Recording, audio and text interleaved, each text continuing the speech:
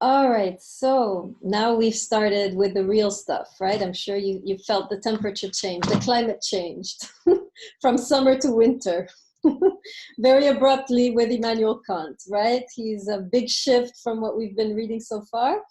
So we'll again we'll go over your reactions. So let me put gallery view. Any tens for Kant? Some people like him. Any tens? No. Okay, 9. 8. Oh, I love 9s. I'm surprised. Okay, 8, 7, 6.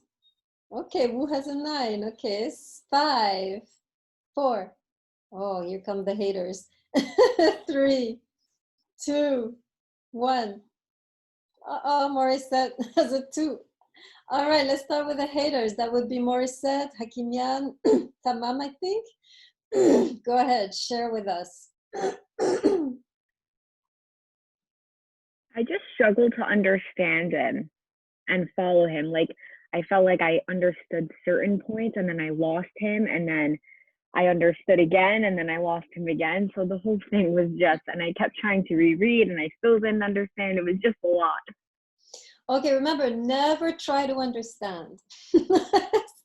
Never reread, right? You're not supposed to understand these right away. I've picked on intentionally authors that you can't understand right away, right? So never try to understand. If you don't understand, just enjoy. Okay, I don't understand. Interesting. Just, right, feel what it's like to be in the presence of this mysterious mind, right? So this should help. Let's see. Oh, Morris said, go ahead. Would you like to tell us all what your diagnostic here about Kant's, about Kant having no faith in humanity? He compared suicide to what? I can't read what you wrote. He can't speak. I can't speak. Oh, you can't speak. Okay, okay. All right. So, you spelled S-E-L. Okay, Aguirre, go ahead. I also had the same problem as Yardena, where I was trying to read it and then I just got lost. And then when I understood one part of it, then I got lost again. So it was just a little bit hard to understand. Normal. This is normal. To respond to Morris said, be careful. We're going to see actually that Kant does have faith in human nature, right? Yeah. So be careful. I mean, it was kind of easy. Then when I was reading it, then it was just kind of complicated. And then I just got lost. And then when I understood, complicated. Yes, that's normal. This is all normal. I was expecting this. Very good. Let's try some of the lovers. There were a couple of you. I was surprised you gave a 9. I think Wu, I remember Wu. A couple more people. Would you like to share why you give him such a high rating? It's the highest yet. I agree with him, not on everything that he said, but I do agree. So there are certain things I didn't understand. So I do believe what he was trying to say is that people, like everyone has a moral compass. Intuition says this is right and this is wrong. He's saying people only do what they believe is right because it's to fulfill a purpose, not really exactly out of the kindness of their hearts. And I do agree that every single individual has a little bit of a selfish side, just because I guess like survival of the fittest and everyone wants to be the best at everything. But I don't agree how he's saying like people are only, he looks at the majority of people a little bit in a negative light to say that nobody's really good. People just do things because maybe out of obligation or to seem like a good person or to fulfill, like a bigger purpose or anything like that, or to find their purpose. But I did find it very interesting how he explained his opinion. Okay, good. Yes. Excellent. Yes. Some of you will really like him, especially when you understand him. You'll be like, yes. Very good. Morris said, self-interested duty. I find that hard to believe. Oh, with regards to suicide. Yes, we'll talk about that. I think we need to go deeper into his philosophy to understand his stance on suicide. Any other lovers before we conclude? Okay. All right. So today's outline is, actually, I don't have an outline. No outline for today. We're going to go straight into it. So what I'm going to do, because he's hard to follow, I'm going to first summarize. We're going to do the first text, obviously, in the first hour, second text in the second. I'm going to first summarize his argument in the first, and then we'll go in the quotes, right? Once we've understood the argument, we'll find ourselves, we'll be able to navigate the text itself. So let me remind you first of what he's trying to do in general, right? We need to be reminded of that. Otherwise we get lost in the details. So remember, we are dealing here with morality after religion, after the demise of religion, right? So we don't have anymore any authorities. We don't have scripture. We don't have God. We don't have the priest telling us what to do, right? So how can we move forward? That's the question of many moral philosophers, right? Remember, Hobbes says we can move forward by seducing people into being moral so we can have a balanced society. But Kant chooses another path. He actually says, well, we can move forward. We don't need religion because we have morality set within us in the faculty of reason, right? So make sure everybody write this down, that for Kant, we don't need religion or scripture or the priest, right? Because we have it within us. All of us have this voice of reason within us, which can give us the orientation, right, that we need to make a moral choice. So that's the first thing. For Kant, morality is in it. It's within us. Now, the problem why most of us aren't moral is not that we don't have it, is that we don't know. The voice of reason has become very soft, right? Because we have another powerful voice, remember, which is the voice of instinct. So most of us have become so used to listening to the voice of instinct, we barely hear the voice of reason. And so we are not able to make clear choices or moral decisions anymore, right? So the goal of Kant, remember I told you this, he wrote this book so that we can begin to again become aware of the voice of reason, and especially, this is what we're going to find out today, what does this voice sound like, so that we can clearly distinguish it from the voice of instinct. Okay, so let us begin. First hour, he's actually going to tell us what the voice of reason doesn't sound like. And then in the second hour, we will get into what it does sound like. And that way, so first hour, he's really going to show us, if it sounds like this, that's not reason. Okay, so we can begin to distinguish. Okay, so he begins actually on page... on page 8, we're going to go there in a second, he begins by saying the voice of reason is not going to be speaking about your happiness. Okay, so make sure you write this down, right? The voice of reason is not interested in our happiness.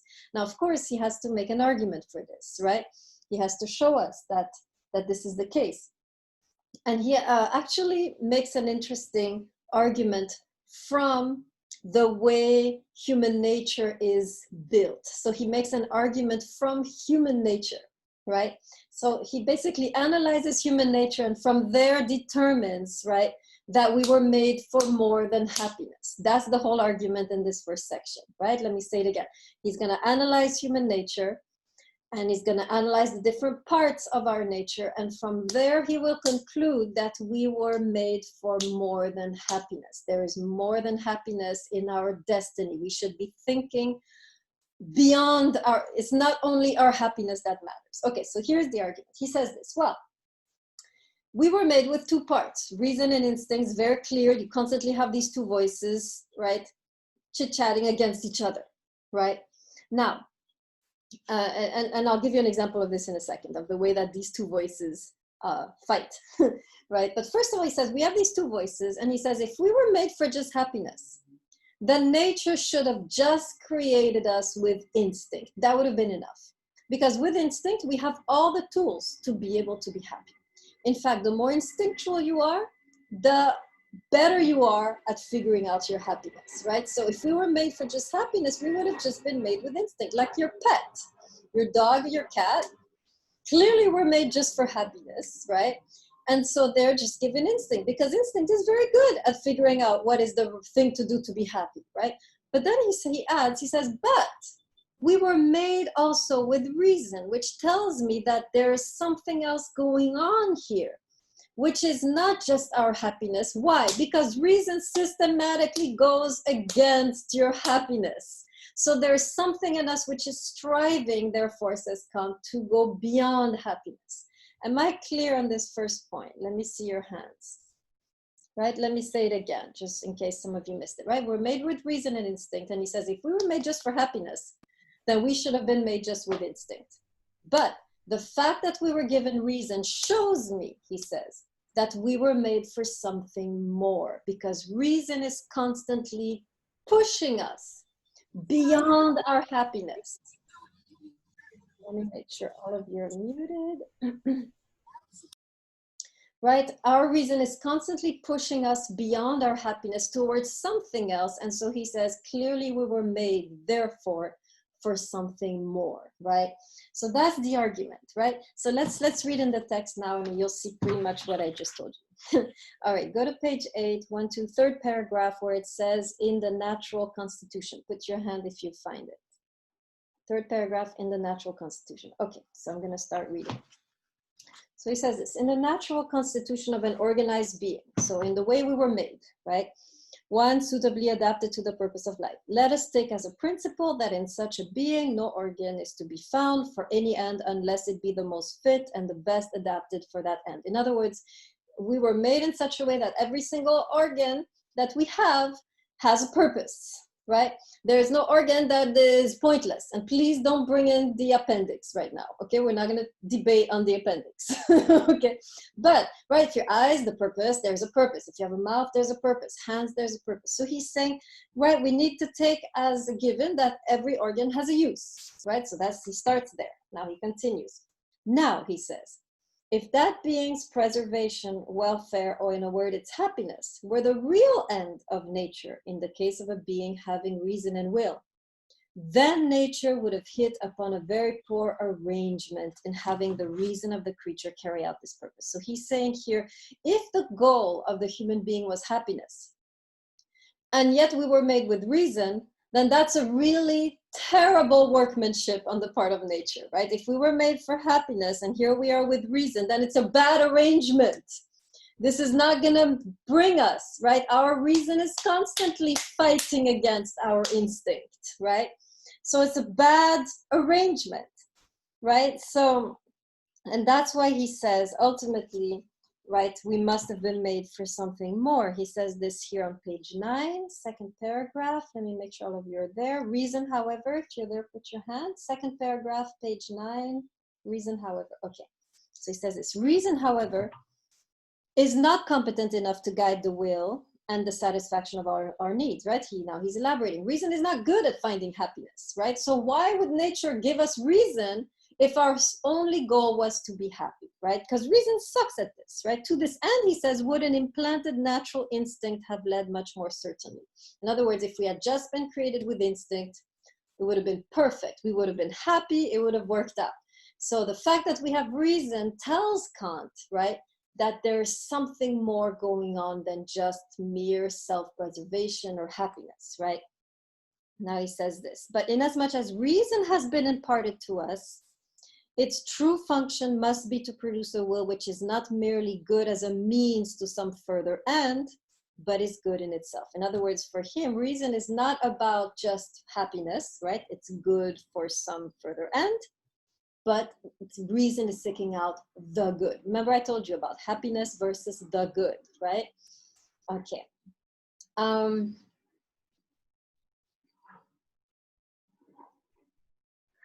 Thank you, Morissette. The appendix? Okay, there is a use to the appendix, according to Morissette. Excellent, thank you. Okay, everybody clear on this? This is, we need to be clear, all of us, on this. Everybody good? Okay, I'll give you an example of what he's saying, right? Suppose you're, make sure it's a good example. Yes, suppose,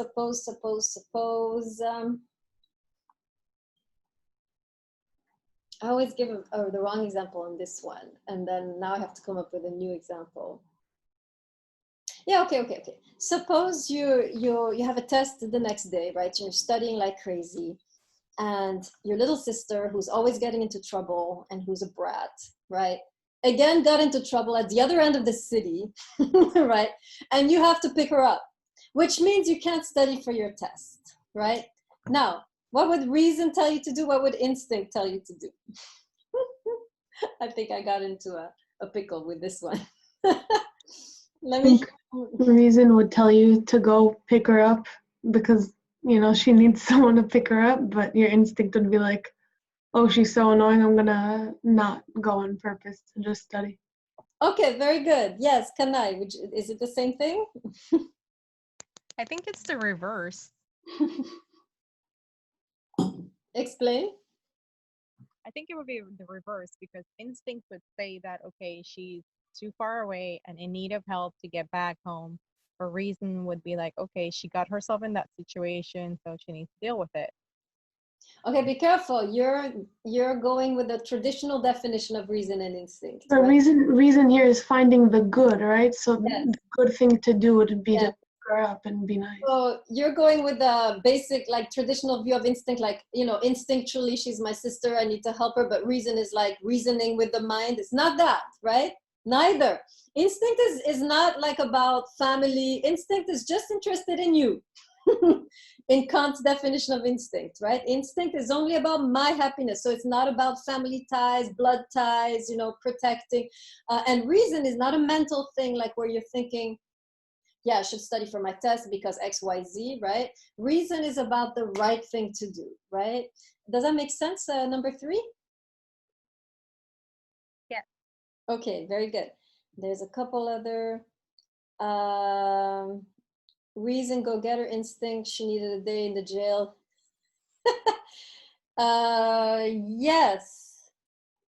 Yes, that would work. Morris said that the reason, right? Reason tells you go-getter is the right thing to do. Instinct is like, well, it would make me happy if she had a day in jail, right? That would be a source of huge satisfaction.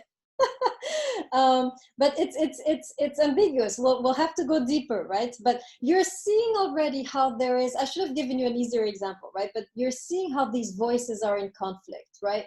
One voice is pulling you do the right thing. The other voice wants to be happy. And each time you want to be happy, that voice kicks in, reason kicks in to destroy your happiness. So this was not a good example because there was no happiness either way, studying the exam and helping your sister. So let me give you a different example, right? You're studying for a test. Here we go.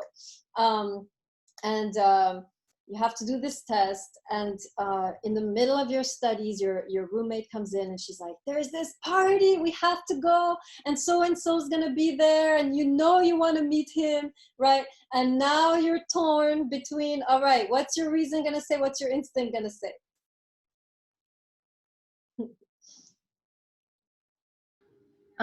I guess you would say that instinct would be like, yeah, let's go, but reason would be like, no, I need to do well in this test, and you would stay and study.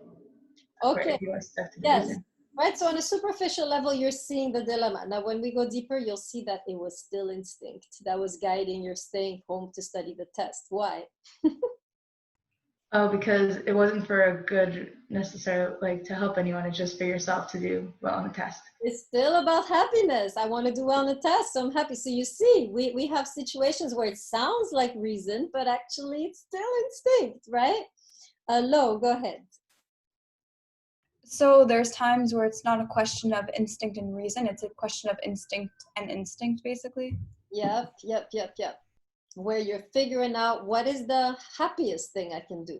There's immediate happiness, there's later happiness. Let me figure out which one is the bigger happiness, right? What do I prefer as a person, right? So yes, sometimes, and actually, to be honest, most of our decisions is instinct versus instinct.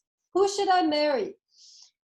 He has this, he has that, he has this, he has that. Instinct and instinct, right? For me.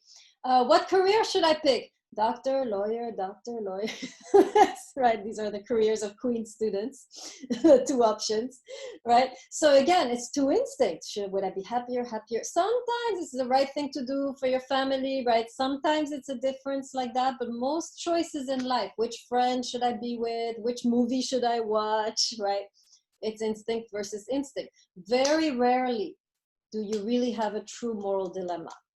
But then, says Kant, reason has to triumph, right? We're going to see that. Okay, so at least you're getting the idea for now that there is a fight, and it's a fight against your happiness. Does that make sense? Everybody gets that for now, that morale, the reason is often going against your happiness for some higher purpose. Are we good with that? Hands? Okay. All right. So we can continue. All right. So we know so far, right? What reason is not going to be talking to us about. Now, let me give you a couple more examples. And one of these examples we won't be able to resolve until the end of the 2 hours, because you need to know the whole thing to be able to truly answer to that. But first we'll do an easy example where we can see different arguments, and we're going to see whether they're reason or instinct. And you'll see sometimes instinct hides under the garment of reason. So we can begin to decipher, right, when instinct is fooling us. Okay, here's a good one. You're in a bar and you see either, depending on your sexual orientation, that guy or that girl that you've been thinking about for a long time, but they're taken, right? But tonight they're alone. And your friends tell you, they've been having a, hard time with their beloved and it's not working out, they're struggling, and you see them, they're alone, it's your chance, right? Now, let me see, what are some of the decisions some of you are gonna take? Who's gonna go up? Who's gonna stay? And why? Can you repeat one more time the scenario? Yes, you're in a bar, you've been liking this guy for a while, and they walk in. You know they have a girlfriend, right? You know they have a girlfriend, but they're going through stuff. Your friends tell you they're going through stuff, and here he is walking in by himself. Now, do you go up to him or not? And why? Let me hear some of your scenarios or responses. And we'll be able to decipher a lot of instinct, a lot of reason. I mean, they never said they were broken up. They just said they're having a hard time. So I don't think you should go make a move because, they're still together. Okay, why wouldn't you make a move? What's your reason? Because, wait, didn't you say that the friend is with that person, but they're having a hard time? No, a friend is with you telling you the person's having a hard time with their boyfriend or girlfriend. I made this. Let me think. I wouldn't do anything just because, first of all, he's still with someone else, so I think it would just be wrong to break up someone else's relationship. And also I don't usually like to approach personally, so. Okay, very good. So class, Hakimian, is she working from reason or instinct? Let's see, write it in the chat. Hakimian, reason or instinct? Instinct, reason, instinct. Oh my God. Okay, woo, why instinct? I think it could be both. No, it can't be both. You can't have half and half. I'm leaning more towards instinct because she's just using. Wait. Let's not talk all at once. Let's let Wu talk. Go ahead, Wu. The reason why I think it's instinct is because it's in Hakimian's intrinsic nature to not want to do anything. So it's not like she's doing it out of her morals, right? It's more of she's not in her nature wanting to do it in the first place. So she goes towards that instead of having to come up with a reason. But be careful, Wu, because reason is our nature too, right? It's not right, but it's nature. I think that reason it has to go. It goes in hand with you're kind of coming up with something it is natural, but it's unnatural in the sense that you're coming up with something that's not as natural as something, let's say, instinct would be, right? It comes to heart first. Careful. I see what you're saying. It's both of them are equally natural, but reason will go against your natural quest for happiness, right? In that sense, it doesn't feel natural. But for Kant, it's very natural to. Yes, for Kant's reasoning,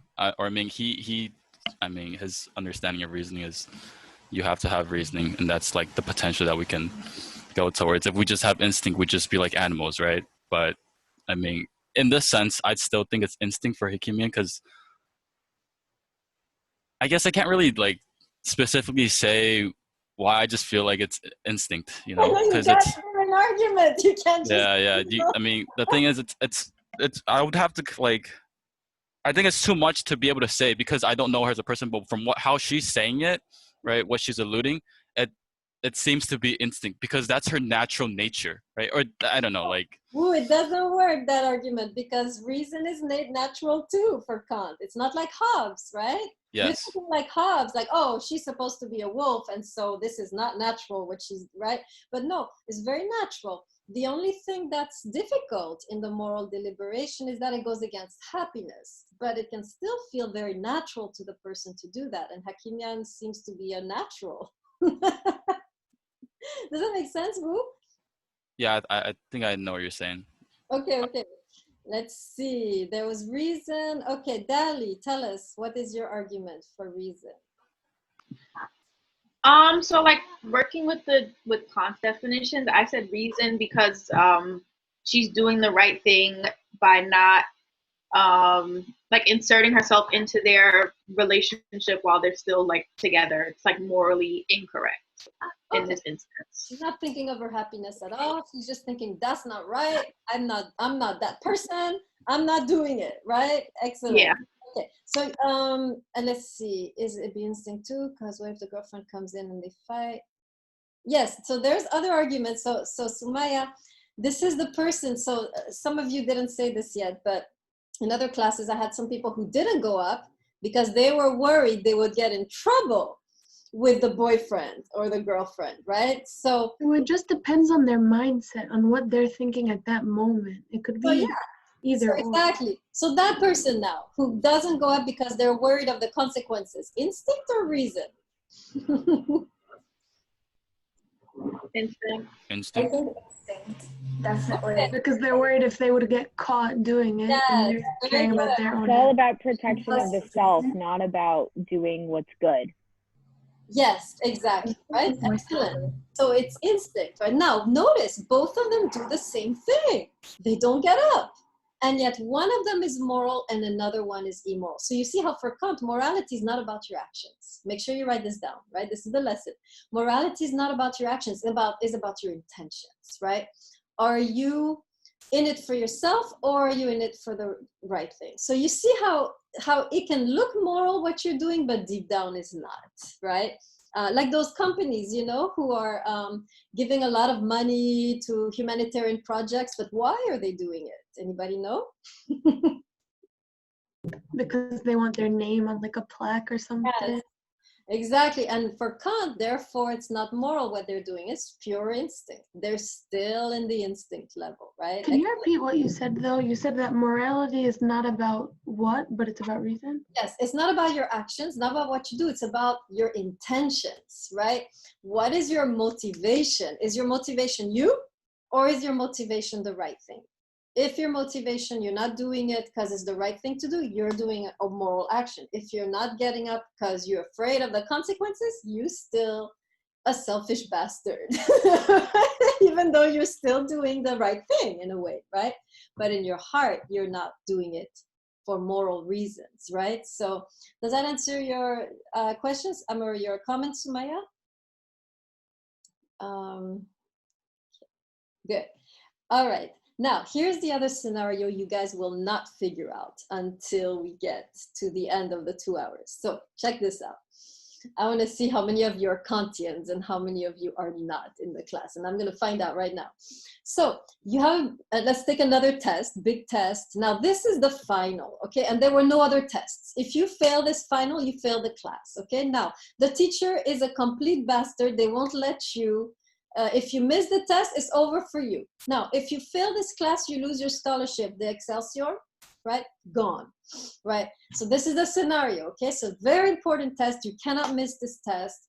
If you miss it, the professor will not work with you. If you fail the class, you don't get the Excelsior. You are left with having to pay for your whole school. Okay, now you're studying hard and your best friend comes in and she's like, she just lost her father. Right? So death in the family, she's completely losing her mind and she's like, I can't study, I can't focus, I'm going crazy, the professor won't work with me, can you please let me cheat off of you tomorrow, right? All right, what do you do? Let me see how many of you are the Kantians. You can put it in the chat. Okay, let me see a hand. How many of you would let her cheat? Let me see your hands. Oh, you're soulless, heartless. Wait, sorry. Would you be able to clarify something? Yes, go ahead. So you said that are you like prepared for the exam or not? You're prepared. You're good. They come in late at night. You're done. You got it, right? Yeah. and they want to cheat off of you because they're losing their mind and they can't study and they need this grade, right? And like, what are the chances that you get caught cheating? No chances, or maybe a little bit, 5%. Okay. Okay. Does she lose a scholarship? I guess I will let her cheat. Okay, Because wait. Let's not all talk at once. Remember, just raise your hand and then I will call on you so we don't have this big mess. Okay, any hands? Okay, now let me ask, so let's see. How many of you would let her cheat? Let me see how many of you have a heart. Okay, 1, 2, 3, 4, 5. All right. How many of you wouldn't let her cheat? Let's see the heartless. These are, so behold, class, behold, these are the heartless Kantians. So we're going to figure out. So let's see. Let's start. Those who let her cheat. Was it instinct or reason guiding you? Okay, couple hands. Zigo, Aguirre. Yeah, so I wanted to ask, would she also be losing a scholarship if she failed No. the test? Unless you're caught, you lose your scholarship, right? So she has no scholarship, but you do. Huh? Does she have one also, or is it just you that has? She has one. She has one. That's the problem. She doesn't lose it, right? Okay. So back to the question. The ones who help her cheat, instinct or reason? Okay, I see it. I see one reason. All right, Dali, why? Why do you say reason? So the definition, like in this context, is like doing the right thing, not necessarily, doing what makes you happy. So, like when I'm listening to everything that you're saying, like there's a low chance of us getting caught. I just feel like it would be the right thing to do. Like there's worse things in the world than like letting someone cheat off your test, especially in that kind of like a predicament where like mentally, she's just not gonna be able to be like 100% tapped into an exam. Okay, very good. Now, the reason you are giving the wrong answer, according to Kant, is that we haven't yet figured out what does the right thing look like, right? You're kind of sensing it's the right thing to do, and I get you, right? But for Kant, we still have yet to figure out what is the real right, what does it look like the right thing to do? Is it the thing that feels right, or is it something else altogether, right? So we don't know yet. Let's see. There's a couple more hands. Aguirre? I mean, I think it would be a bit for instinct, because you know that this person maybe will lose the scholarship, and also she lost her father, and many things are happening with her right now. So maybe I will let her cheat in the exam. Okay, because exactly. Right. she can have also depression. Exactly. And if she lost the scholarship, she will feel even worse. Exactly. You are thinking all along in terms of her happiness, right? And that's noble. But when you're thinking about happiness, what is doing that thinking?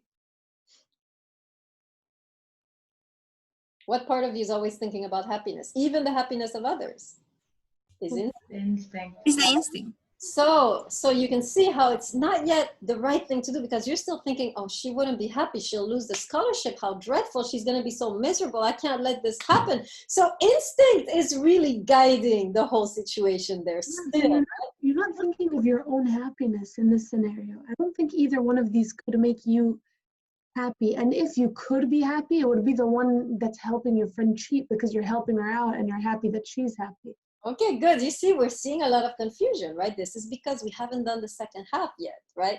But for Kant, happiness, for you, for the others, that's right. We have to ask ourselves, is the right thing to do, is the definition of that just the happiness of others? We have to ask ourselves. Make sure you write this question down. This is a good question. Is the right thing to do about making others happy? Because I can give you an example where, I have a drug dealer friend, right, who needs me to come along and just drive the car. And he does his business, right? And it would make him happy if I did that. Should I do it? It would make you an accomplice. So, but I shouldn't be thinking of myself, right? Right thing to do is the happiness of others. Should I do it? Is it the right thing to do, to drive around for my drug dealer friend? No, because what he's doing in the beginning isn't moral. Okay, so you see how it's not as simple as just thinking of the happiness of others, right? Because sometimes the happiness of others is the wrong thing morally, right? So we know, right? We know two things, that the right thing to do is not necessarily happiness of others, because that can lead you to terrible things, right? Okay, now a few of you who voted against helping the person cheat. Why? What was your argument? Was it reason or instinct motivating you? Let me hear from you, the four of you.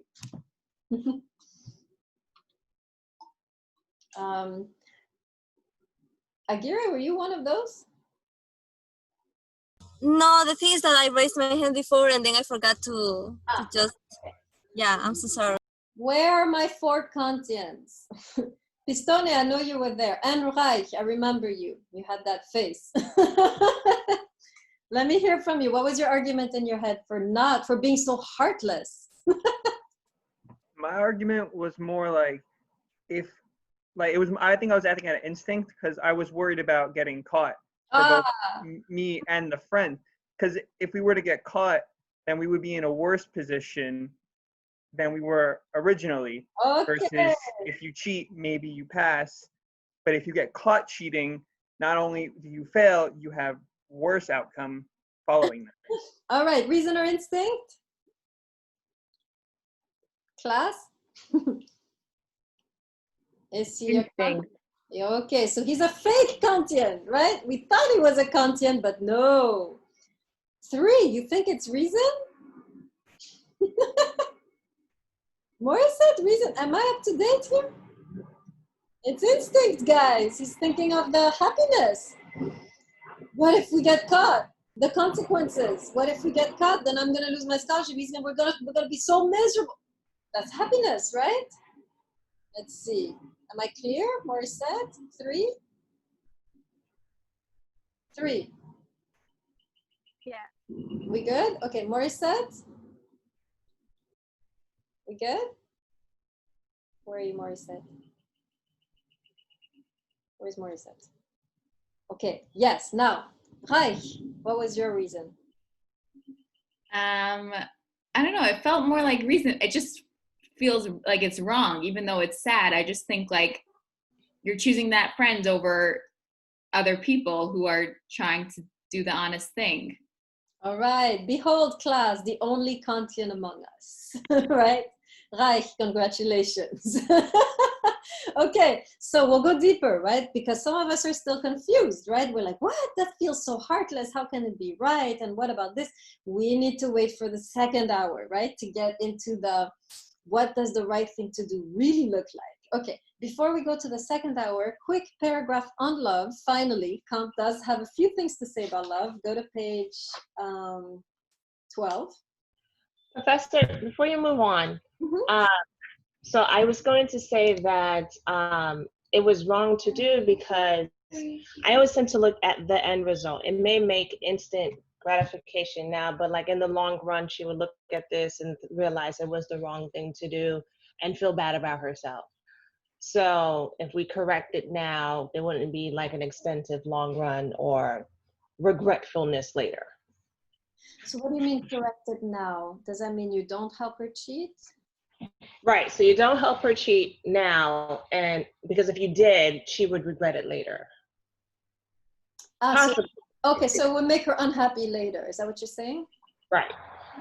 Oh, reason or instinct? Reason or instinct? What do you think, class? Is she talking reason or instinct? Yes, Boo. The outcome. Yes, thinking still about happiness in the long run. So you are still, Tessia Miller, you are still in the instinct. Nobody has beat Reich yet. Does that make sense, Tessia? Tessia Miller? I was just nodding, yes. Can't see you. Okay, not always. I cannot always see you guys. So, all right, very good. Let's go to love briefly, and then we'll come back for the exciting discovery of what the right thing to do really looks like. But first, let's do a little detour in love. Page 12, 1 to 3rd paragraph. 2 kinds of love. Let me write them down. Practical and pathological. Okay. One of them we'll see is coming from instinct and the other from reason. Now, I'm going to read the paragraph and you're going to tell me which one you think belongs to instinct, which one belongs to reason, right? So you can love instinctually or you can love rationally, right? You can love from a place of instinct or you can love from a place of reason. So I'm going to read. Undoubtedly in this way. How many of you are there? Let me make sure everybody's with me. You there? Undoubtedly? Okay. Undoubtedly, in this way also are to be understood those passages of scripture which command us to love our neighbor.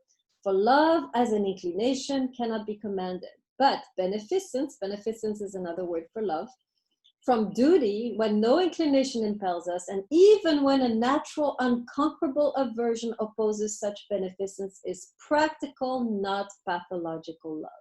Okay, so there's two types of love. There's love where you want to love, it's easy to love, and there's the other one where you love from duty, right? You don't feel like loving, but you do it anyways, right? And he says that love where you're loving out of duty, that's called practical versus pathological love. And then he goes on to say such a love, the practical love, resides in the will, so you decide, and not in the propensities of feeling. It's not like you feel like doing it. In principles of action, you choose to do versus and not tender sympathy. This is page 12. And only this practical love can be commanded. Okay, based on what I read, so page 12, last paragraph, which one is from instinct, which one is from reason? I see one hand from... Would you say that practical is out of reason because you're doing it anyways, that you're pushing yourself beyond your happiness? It's not what you want necessarily. Yes, very good, right? Practical love is coming from reason. Pathological love is coming from instinct. So let me explain a little more what he's saying, right? Okay, first of all, the word pathological is interesting. It doesn't mean sick or anything like that. Pathological from the Greek pathos, which means passive, okay? So when he says pathological, he means passive, right? So now we have practical love versus passive love, right? Okay. The passive love is like, you have no choice in the matter, you feel it or you don't, right? So it's kind of, you're just feeling the love, and when you don't feel the love, it's gone, right? So passive, you're feeling it, you're not in control. It comes and goes, it comes and goes. You're not in control, you're passive, right? Everybody got that? Let me say it again, right? The pathological love is passive love. So you're not in control. Sometimes you feel it, sometimes you don't. It comes and goes. Passive, you're passive. You're not really in control, right? Practical love has nothing to do with feelings. It's a choice. You choose to love no matter how you feel. That love, he said, and you choose to love because it's the right thing to do, not because you feel like loving, right? You choose to love not because it feels good, like pathological love, but because it's the right thing to do. Now, let me give you an example so you can understand clearly, right? So you're in a marriage. You've been wedded about 15 years to this person. And it's okay, it's going well. You have a few kids, it's decent, right? And then that morning, he or she comes into the office.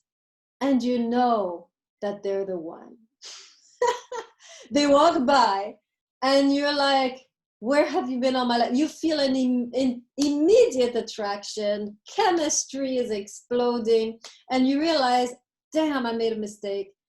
My beloved, my wife or husband, I made a mistake. This is it.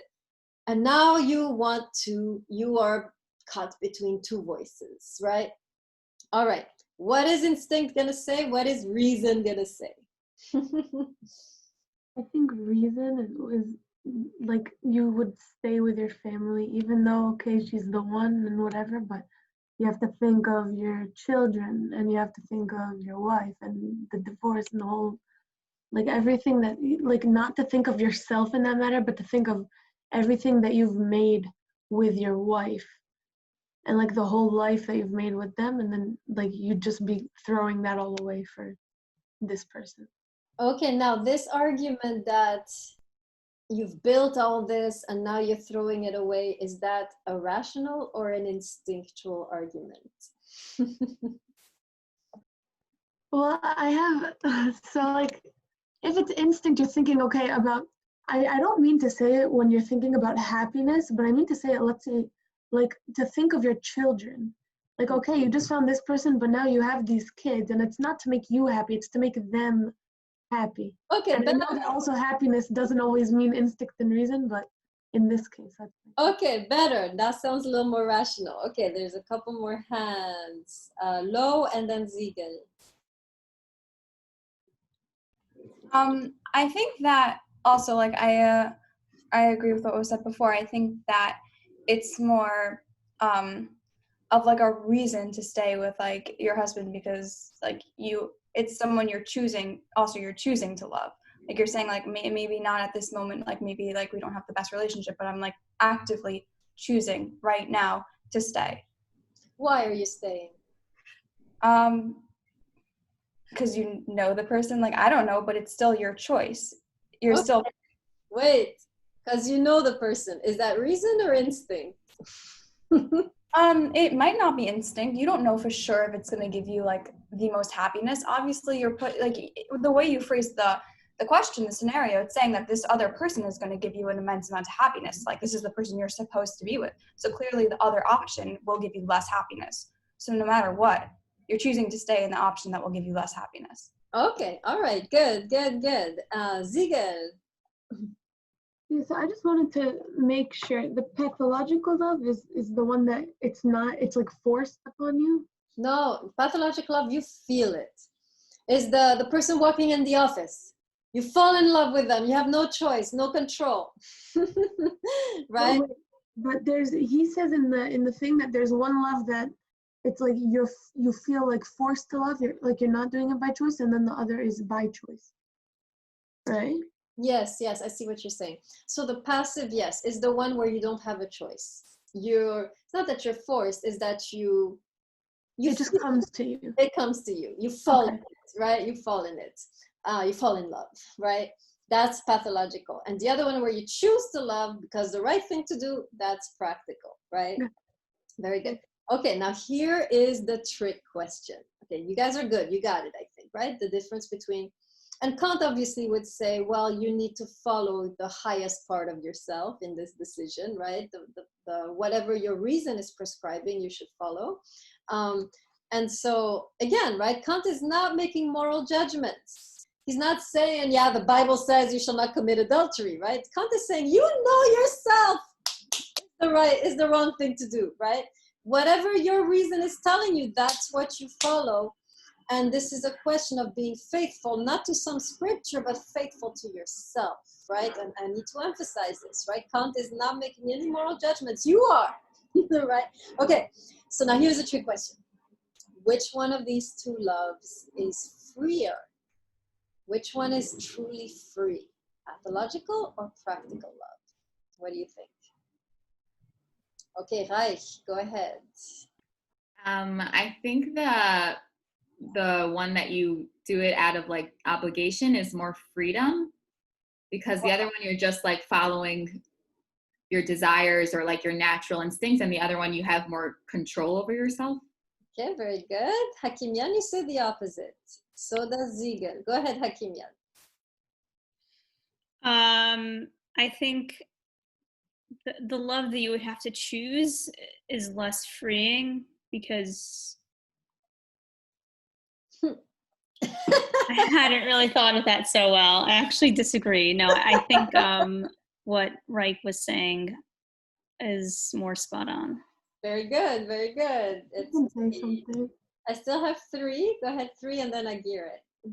I sort of, never mind. I think the practical is more free because that's something that's going to come out of your natural being and you don't have to like really work for it. But pathological, yes, there is no choice, but you don't know if the reverse has the same effect towards you. That is something you would have to work for. So that's not free. The pathological is not free. Why is it not free? I'm worried you're mixing up the two. Pathological is when you just fall in love, right? And practical is when you choose to love. We good with that, right? Yes, but that's your choice. but you don't gain that. So you have to apply some effort in gaining that. So I feel like that's not free. So pathological is more free for you. It's not free. It's not free. Okay. All right. So we have a consensus. I have Ziegel, and then that's it. Go ahead, Ziegel. I sort of compared it to religion when you asked about it. Like what would be more more free, being religious by choice, or not doing it and feeling free by yourself? Because I know I know a lot of people who are like very, very orthodox, but they don't like it. And like there's some people that do it by choice and they're okay with it and they do enjoy it, but there's some people that they just feel stuck in there and they don't really know what to do, and it's very like confining. It's pretty much like the opposite of free. So I think, like, according to what your definition of free is, I think pathological, like doing what you feel at that moment, I wouldn't say it's moral, but I would say it is more free. Okay, so yeah, finally we have a counter argument. Aguirre? I think it was the practical where, because you are having the choice to love, you're having the choice to do the things, but the passive is like you are not having choice, like you are only doing it, but in the other one you are choosing to do it. It's your opinion, it's your voice. Very good. Okay, so a lot of you really got the Kantian mindset, right? For Kant, the free love is the practical love because you're in control. You're free to do what you want, whereas the pathological love, you're not in control. You are not free. The love is choose. This attraction you feel for your coworker, you didn't want this, right? It happened to you, and now you are a slave to it. You have no control over it. And Kant says at that moment you lose your freedom, and you can only regain it if you make the decision. You're in control. I decide things around here. I'm free from my passions, from the slavery of my emotions. That would be the practical love, is the free one, right? So a lot of you got it. Okay, let's take a break, and then we will get the exciting information about what the right thing to do really looks like. So let's see, it's 5:16. Let's meet again at 5:20 exactly. And then we shall finish Kant. So I'm going to pause the recording. Okay, good. So now we will finally get to the bottom of this, right? We'll be able to finally figure out, first of all, the cheating example, right? Where a lot of us were ambiguous. What is the right thing to do in this case, and what is your reason really telling you, right?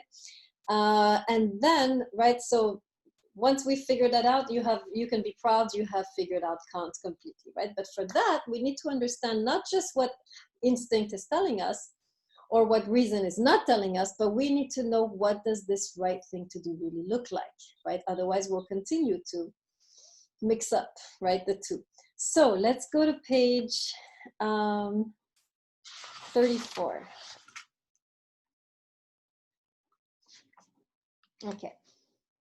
So everybody on the top of page 34, put your hand out here, philosophy. Okay, all right. So he begins like this, right? This section. So he reminds us, this is a reminder. Here, philosophy is seen, in fact, to be put in a precarious position which should be firm, even though there is neither in heaven nor on earth anything upon which it depends or is based. Okay, so he's reminding us that when it comes to moral decision, neither heaven nor earth can help us. So what does he mean by heaven? What does he mean by earth, first of all?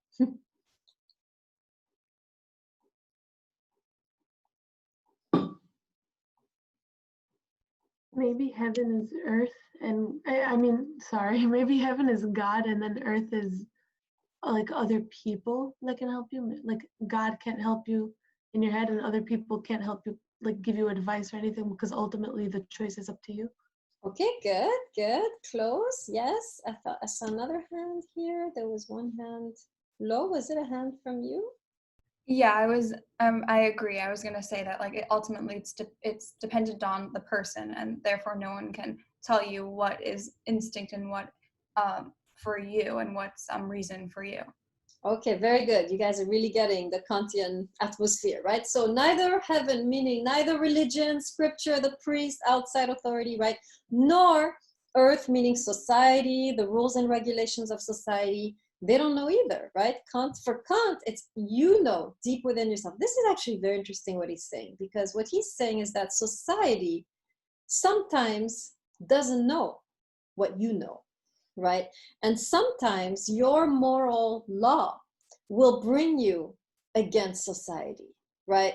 So the laws and regulations of society for Kant, they don't determine what is moral and what is immoral. And this is very profound, because we have seen countless examples, right, of people going against the law because they had a sense that it's wrong, right? Even though society determined it, it's been accepted, it's the common practice, there is still something inside of them which tells them, no, this is wrong, I must resist. And so Kant, in a way, is one of the first philosophers to justify civil disobedience, right? Because for Kant, if there is something, and if your reason is telling you otherwise, you have a responsibility to stand up for that, right? Even if society has established certain laws, if it doesn't, right, if your reason is saying, no, this is wrong, you have a duty, right, to stand up. So he's one of the founders, right, or one of the voices, right, for civil disobedience. So this is interesting, right, just an interesting idea here. So yes, so let's reiterate, right, for Kant is in no way throughout this book telling you what to do. He's not giving you principles. He's not telling you this is wrong, this is right. He's saying, you know, you already know. And my job, says Kant, is simply to help you become more in tune with your own voice, right? So that's what we need to do. So now we're going to finally understand what does the right thing to do look like? What is reason really telling us? So he goes back, let's go to page 35 for this. Second paragraph, and I want you to go in the middle of the second paragraph where there's a capital H, hence. Who is there? 35, second paragraph, in the middle to the left, capital H, hence. Just two people are there? Okay, good, a lot more. All right, so I'm gonna read there, right? So this is a familiar distinction, but he's gonna go a little more deep this time.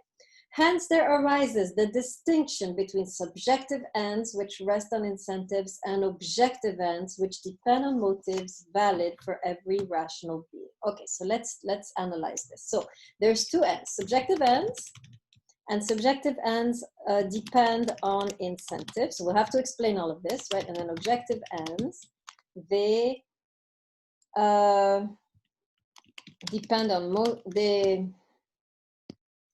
they depend on a sense of rational beings. Okay, so first of all, what is an end? What's an end? What does he mean by an end? Anybody know? What's another word for end? Yes, Lo. Like outcomes?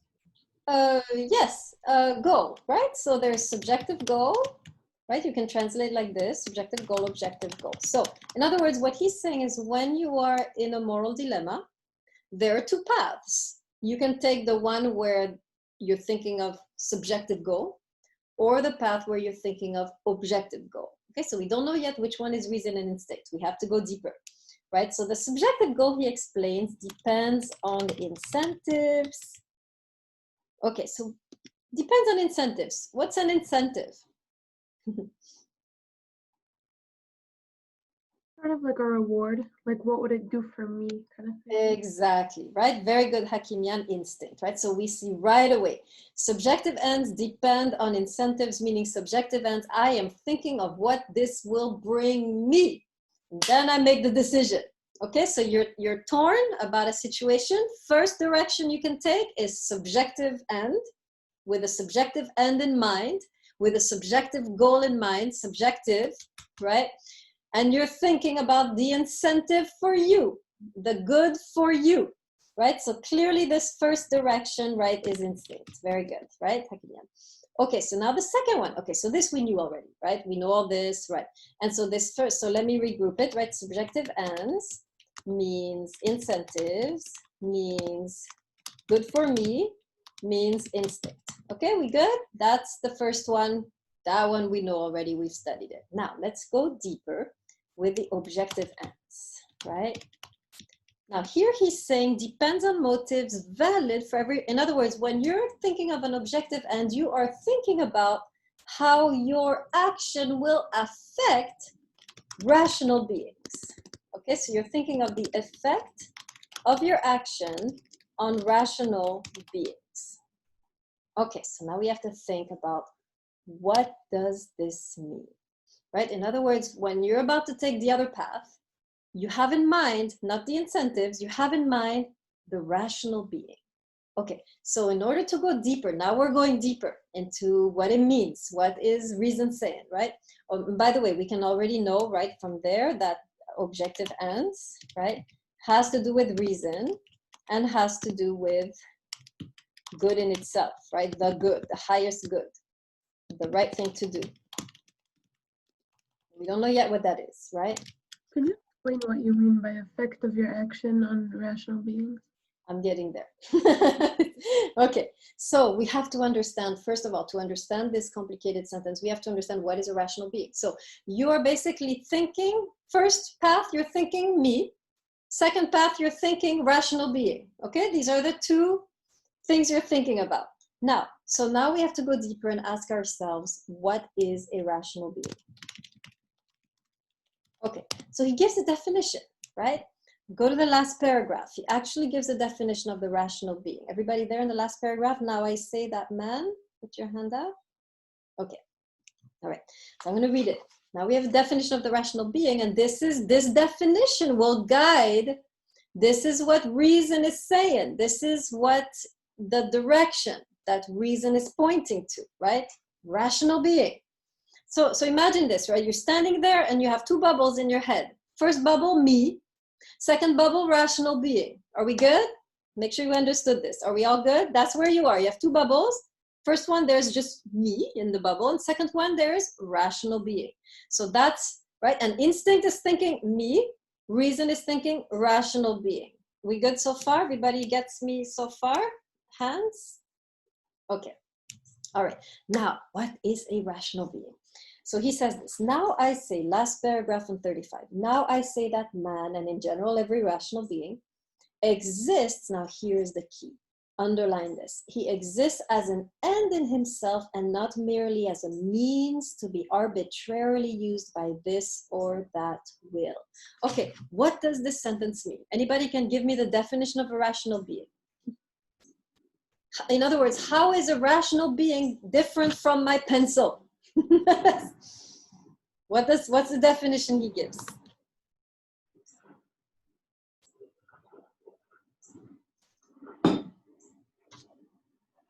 Nobody gets it. We're aware. We're aware of what? Woo. Driven by desired end goal. Yes, what is the goal? We know the goal is the rational being, right? But he defines it. What does this definition mean? That he exists as an end in himself and not as a means to be arbitrarily used. How would you translate that sentence? Tamam is saying has value just by being man rather. Okay, very good, right? Excellent. So in other words, when you're thinking of a rational being, you're thinking that this is a being that has value in themselves apart from any use. In other words, to think of someone as a rational being is to think of them as someone that you cannot use. Okay, let me say that again. I'm going to write it down. Right? To think of someone as a rational being is to refrain from using them, right? As soon as you refrain from using someone, you are seeing them as a rational being and not just as a pencil or a phone, right? So basically there are two kinds of objects in the world. There's the objects that you can use, the phone, the pencil, the bottle, and then there's the objects that there's something there that tells you you can't just use that person as a thing. Use or discard. Use or discard, right? Example. An example. Well, it's very simple. I'll give you an example in a second. Let me finish the whole theoretical, and then of course I'll give you examples, right? So In other words, what Kant is saying here is that what your reason is looking at, right, before making the choice, the reason is calculating, in this choice, am I going to use this person or not? Is someone going to get used? When you're thinking of the rational being, you're thinking of protecting the rational being and making them more than an object. They're a rational being, therefore they cannot be used. They must be respected as having inherent value. Dali, you have a question. So does that mean that that like if you're driven by instinct, then you're going to use somebody? Yeah, instinct only thinking of you, so whatever. Right? You're not thinking. So okay, so now maybe we have an example for, I think it was Hakimian who asked me for an example. Okay, you are in a bar again. These are the best places for moral decisions, right? And you're so lonely and you haven't been with anyone for a while, and there's this guy talking to you, you don't like him that much, but it would be nice, you know. And you don't even know their name actually, but and they invite you home and you're like, okay, now you don't know this guy, you don't want to see them again, you're lonely, and so now you're tempted, right, to go to this guy's house. What is your instinct? What is your reason say? Okay, Aguirre. My instinct is saying to go, and my reason is telling me to stay, because I don't really know this person. But my instinct is telling me to go there with him. Now, if you were to go, how would you be treating them? Now we're getting to the key here. According to Kant. You will just giving this person an opportunity and trying to and showing him that you care about this person and that you want something else with this person if you go. Right. No, but if you don't like them, you'd be using them like an object. You're using them for an illusion. Exactly, right? So Kant is, so you see, when we are dealing with people, right, very often we are tempted to just use them. Oh, they have a car, or they have money, or they look cute, you know. And now my instinct is like, come on, go for it. Let's go with this person for the car, or the money, or whatever. And then part of you is like, no, we're not doing that, right? Why? Because we have a sense that that person is a rational being and therefore should not be used. And that feeling that you have, that you're dealing with a person that should not be used, that's the voice of reason. Does that make sense? That's what reason is really telling you. Anytime reason is objecting, that's what reason is thinking about. Are you about to use a person, or are you about to, right? And reason will object at that moment. Am I making sense? I don't feel like I'm making sense. So when you say that you're using someone as an object, you mean using them for your own pleasure? Yeah, you use them for your own pleasure without really thinking, without anything more in mind than that. That's the idea, right? Because you can be in a relationship and have pleasure, but here it's only pleasure. You don't have anything else in mind than just the pleasure. You don't give a damn about this person, actually. Okay, two hands, Lo and then Aguirre. So then wouldn't the example with the cheating, then wouldn't you be the one being used? So then does, I guess, reason still apply when you're the one allowing yourself to be used? Very good, very good. Yes, right? Rational being includes you. Now, we are now in a place where we haven't gone before, because this is the first time in all the texts we studied that there's something to be said about the self, right? And Kant will say, yes, a rational being, the reason will always stick up for the rational being, whether it's the other or whether it's you. And so we have a duty not only to not use others, we also have a duty to not allow ourselves to be used. Okay, let me say all of that again so you can write it down, right? Reason will always stick up, right, for the rational being. In other words, will always object to someone being used, right? And this is whether it is you or the other. Both are worthy of being protected. Let me just finish the quote and then I'll get a couple more questions, right? Now, this voice of reason telling you don't use this person, it's a person, right? It's not an object, it's a person. You can't use them. That attitude of not using Kant calls respect, right? And this is a very important concept and it's your test question. Okay, so let's read what he says about respect, right? Go to page 36, first line. On the other hand, are you there? Hand in the screen? Okay. On the other hand, rational beings are called persons inasmuch as their nature marks them out as ends in themselves, i.e., as something which is not to be used, merely as a means, right? So he's saying rational beings equals persons equals being that I shouldn't use. That's your reason going through all that, right? And so then there is imposed a limit on all arbitrary use of such beings, which are thus objects of respect. So what reason is doing, make sure you write this down. I'm saying it and writing it at the same time. It is imposing a limit on your instinct for the sake of the other person's dignity. That is what reason is doing. It's not just blocking your instinct just to be a jerk, right? It's not just one of those, you know, unhappy parts of you trying to destroy the happiness that you're trying to, right? Reason always sticks up, arises, begins to speak when somebody's dignity is in danger, when you're about to use them. Reason will then pipe up and be like, no, we shouldn't do that. So reason only imposes a limit on instinct for the sake of the dignity of someone. In other words, what I'm trying to say is that my happiness stops at the dignity of others.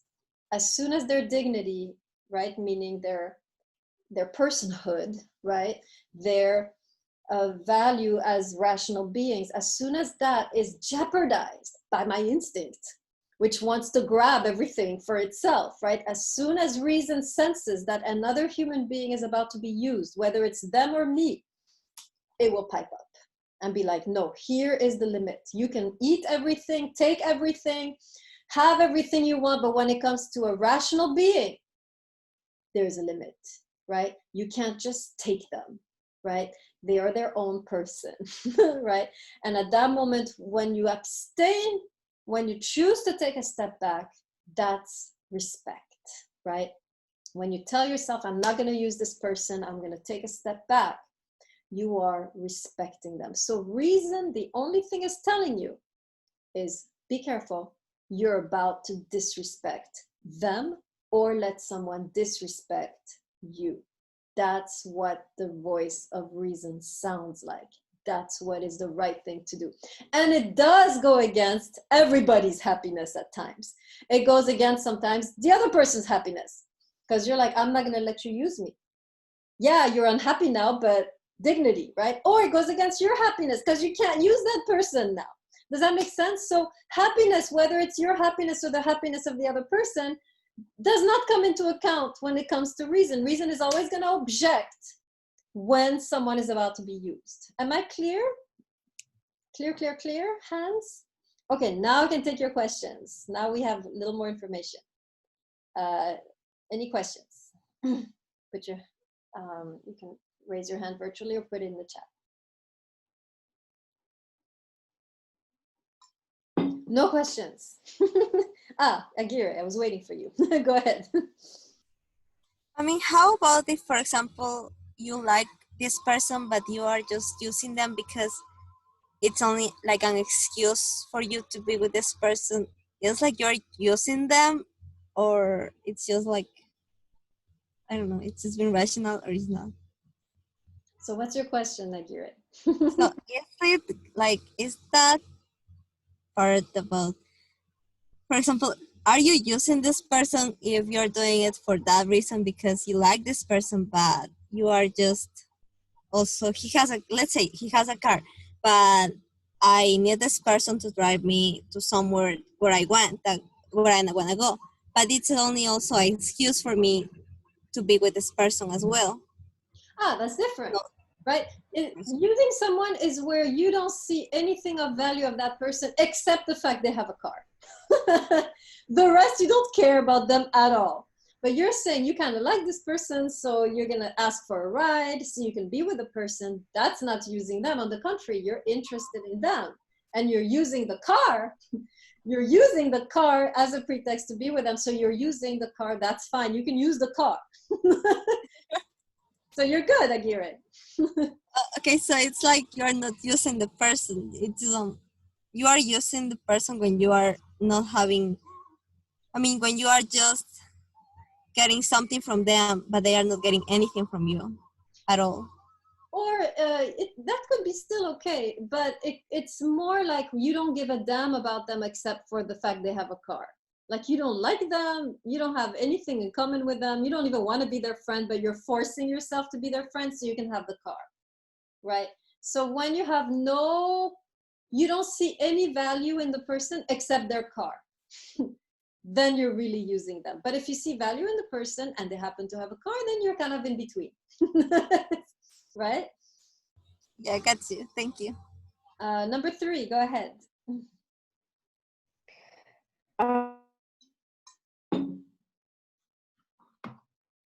What is the people to think without morality or act without having that moral conscience in them?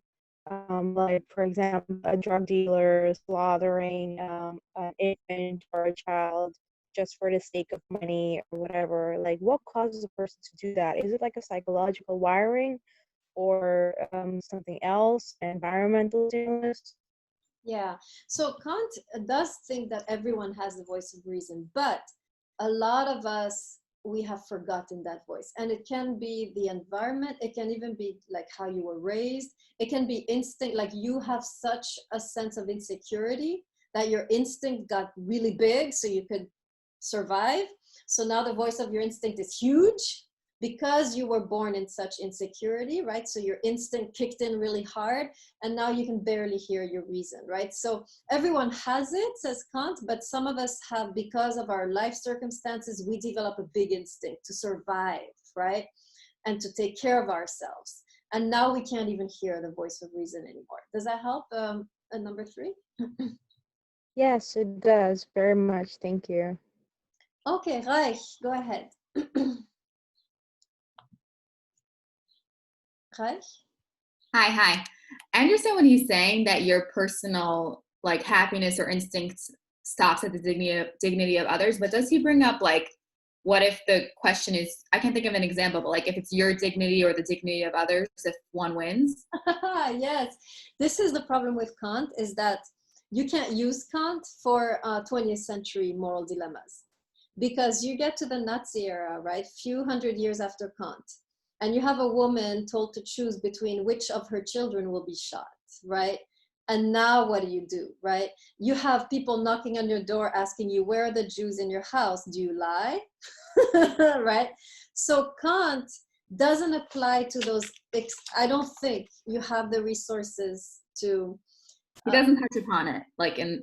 Not in this work, right? But where I think is interesting is that when it comes to choosing between two dignities, obviously, even if you choose one over the other or you don't choose and they both die,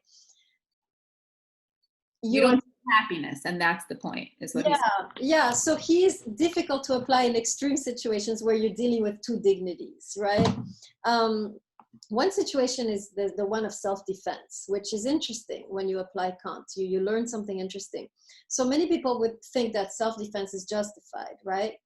They're about to kill me or my family, worse, right? So I'm going to kill them. Now, what do you think would be Kant's approach? Is the killing still morally wrong? Because then you're a killer. Yeah. So that's the idea, right? Even if it's justifiable, it's still morally wrong. And you're going to carry that, right? So Kant, in a way, gives us a very clear, right? Anytime you're like killing is a way of, right, not respecting someone's dignity, right? Cheating on them, stealing from them, lying to them, all of these are ways where you disrespect the person's dignity and personhood, right? So he would maintain, even if you're doing it to save someone or to save yourself, you have to remain highly sensitive and aware that it still remains morally wrong, right? We have a proof of this with soldiers, right, coming back from war and suffering from PTSD. Why? Right? Why? Because something happened there that they had to do, but something in them couldn't take it, right? They became, in a way, wounded morally from what they had to do, right? So Kant would say, even though it's justified, right, it still remains a problem, right? Something morally wrong. Does that make sense? Yeah. Thank you. Yeah. So, okay. So now we are ready to understand the cheating example, right? So now what would Kant say? Let me put the gallery view. Should you help the person cheat? How many of you think that Kant would say we should help the person cheat? Okay. How many of you think we shouldn't help the person cheat? Okay. And what's the argument Kant would give for that? You're being used. Okay, exactly, right? So even though it's going against the person's happiness, so see there very clearly, the right thing to do is not just about the other person. It's not just about their happiness over yours. It's about dignity. It's not about happiness, right? And it doesn't have to be just about the other person. It can be about you too, right? So the right thing to do has nothing to do with either my happiness or their happiness, right? Let me say that again, right? Let me type it up. That would be useful, right? So the right thing to do is neither my happiness nor their happiness, right? So anytime you're thinking, oh, I should make them happy, maybe I should do this, and you're being used, you're on the wrong path, right? And many of us in relationships, by the way, we allow ourselves to be used to make the other person happy. This is there are two sins, according to Kant, right? There are two mistakes we make in relationships. One is the blatant mistake of being selfish and I just want, and who cares about you, right? That one we know is bad. But there's another, likewise, is making them happy to the detriment of your dignity. And many of us allow ourselves to be used and lose our dignity because we want to please our beloved, right? And Kant is saying, don't think you're doing anything good when you're doing that, right? Dignity is yours and the other person's. Yes, number 3. So in order to understand what is actually right, is it reasonable to do like code switching or role switching, like analyze a situation from your perspective and then switch over and analyze the situation from the other person's perspective? Yeah, you can do that to see whether the other person will feel used, right? If I do this, if I was in their place, would I feel used? Anytime you're thinking about, I mean, I think even you won't even have to go through this big reasoning because you'll feel something is wrong. As soon as we're about to use someone, there's a tiny voice, right? So you don't even need to make big deliberations, right? I think, according to Kant. But it can help when you're not sure. You hear several voices, right? It can help to be thinking, okay, is this person about to be used? Am I about to be used? And you can switch, right? Yes. So 3. Does that help? I don't feel like I answered your question. Yeah, but with the cheating in the exam situation, so if you switch into the role of the other person who's asking for help, cheating, if you analyze that person's situation, then you can tell, okay, that she's in a very distressful situation. Her parents died and she's going to lose all her scholarship and everything. Like, what would I want for myself if I were in that situation? I would truly appreciate somebody else being out. But then on the other end, yeah, cheating is not the right thing to do. Yes. This is where Kant has some limits, right? Because it does seem like we should be able to help the person. And Kant would probably tell you, help them. Help them all you can, but don't sacrifice your dignity, right? Go with her to the test. Try to argue with the professor. Help her study tonight, right? Try to appeal the decision. Support her, right? But he would say, you don't have to ever let your dignity be taken over in order to help someone. So he would still maintain, even though like we feel like we should, right? He would say, well, if you want to, you can, but you are sacrificing your dignity, and in a way you're committing a fault against yourself, right? So he would say, do everything you can to help them, but there is a limit, which is your dignity. So he would stand his ground on that. Does that make sense? 3? Yes, it does. I just have one more question. Can pride be confused for dignity? You're confused about dignity, what it means? No, I said, can pride be confused for dignity? Yeah. Yes, dignity is simply don't use me, right? Pride can work there, right? Pride can be like, how dare you use me? And pride can be like also demeaning to the other, right? I'm better than you, right? So it's a kind of pride, but a good pride, right? It's a sense of who I am, my worth, right? So it's in English, you don't have, in French, we have 2 words. We have arrogance, and then we have the good pride, right? So in English, it's not rich enough to talk about this kind of feeling of self-worth, which is a kind of good pride. Does that make sense? 3? Yes, thank you very much. Okay, Tessia Miller, go ahead. I see your hand.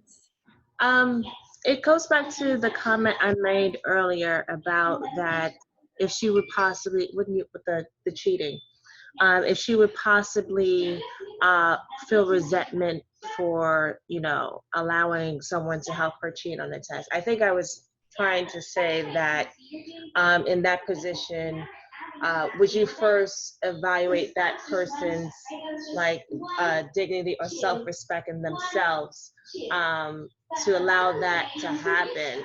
It's the same way, because the other example that you said, when your sister's stuck somewhere, what would you do? My first, I know I tend to overthink things. Like, my first thing would be to help her help herself versus me try to help her. And people would think, well, just go and get her. But I'm like, in the end result, it's something, like, I'm a person, I don't want to do something multiple times. So if she got stuck again, she's going to call me, think I'm going to bail her out. No, I would think, well, let me help her help herself so she don't have to ever call me again. So I think that was my view. So is dignity also viewing the person, not necessarily for myself, but for the other person's self-respect? So if they don't view that for themselves, they're not looking at me that way either, right? Very good. I very much like the example with picking up your little sister, because your little sister has been using you for years now, right? To pick her up. And so at one point you're like, I'm not going to let you use me anymore. So yes, you are helping her. I see what you're saying with this, but it's really about preserving your self-respect and therefore giving them back a certain dignity too, because they were low when they were using you, right? So yeah, so actually when you stand up for your self-respect, you actually also elevate the other who had fallen down to the level of, hustling, right? Or using, like an animal. They had fallen down to the level of instinct, right? So the little sister that's always getting into trouble, when you say, no, I'm not picking you up, right? First of all, to preserve my self-respect, but also to help you rise above your instinctual condition. This is what you're saying, I think, Tessia Miller, right? Then that Kant would be happy, right? Or not Kant, but he would say, you're following reason, right? So very good example, Tessia Miller. Hakimian, you want to add? Yes. So regarding the example with the sister that you have to pick up, what would be the other situation? Like, what would be the other scenario? Like, if you chose not to pick her up, then how would she get home? Like, isn't that like wrong? Like, wouldn't she be stranded? So it depends, right? I mean, obviously you don't want her to die at the hands of kidnappers, right? But if it's like, you have to decide, right? Is she using me over and over again? Is this like a constant, right? And whether she's in danger enough, right, for you to put your foot down, right? So yeah, there might be moments where you have to teach them a lesson, like Tessie Milan is saying, and be like, you figure it out, take a cab.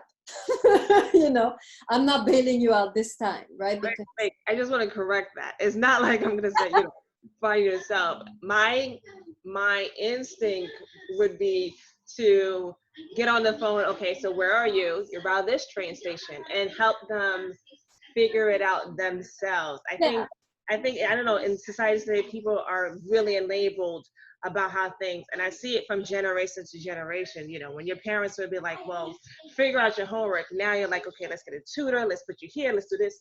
So I feel like over the years it's been coming very aggressive. So no, I wouldn't just say, figure it out. I would say, okay, find a map, find someone near you, and find your way. Because I think when we don't do things like that, we reduce them even lower.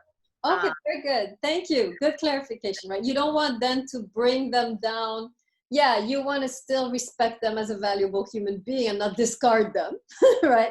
So it's a mixture between, no, you're disrespecting me, but here, let me help you do this without disrespecting me anymore, right? Does that make sense, Hakimian?